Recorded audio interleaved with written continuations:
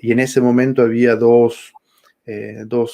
digamos, dos montañas del conocimiento en ese momento, que era alguien que vivía muy cerca, que era el Sheikh Ben Baz, que él tenía una casa en la Meca y pasaba mucho tiempo en la Meca.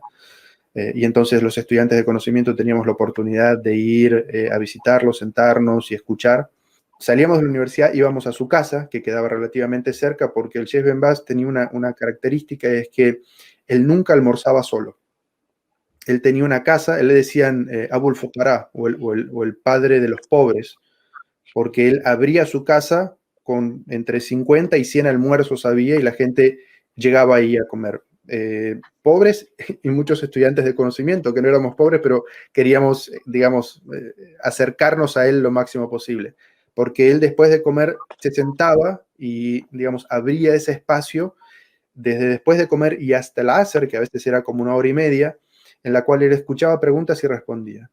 Y además, bueno, ahí al costado también tenía como una pequeña oficina en la cual si alguna persona tenía un problema, necesitaba una ayuda, él tenía unas personas encargadas específicamente de escuchar a esas personas, es decir, ese contacto con el ser humano que ellos eran, eh, nos, nos educaba también.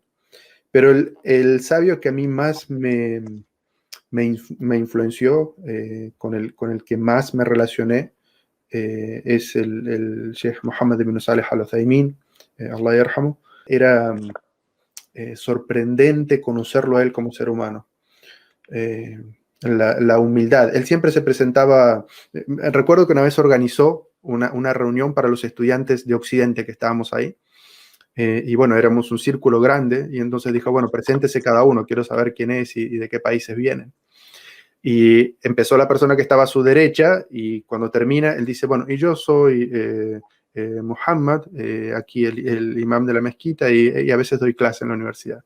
Y tenía como una humildad tan grande, jamás se presentaba con su nombre y con su apellido, ni como sheikh que era, ni miembro del consejo de juristas, ni nada de eso. Además, él tenía un sueldo por ser profesor de la universidad. Y de ese sueldo, él donaba el 75% a un centro de estudiantes. Era como una residencia de estudiantes, donde todos los estudiantes del mundo que quisieran venir y quedarse a estudiar con él en su mezquita, se podían quedar a vivir allí y comían allí. Él donaba el 75% de su sueldo a ese lugar.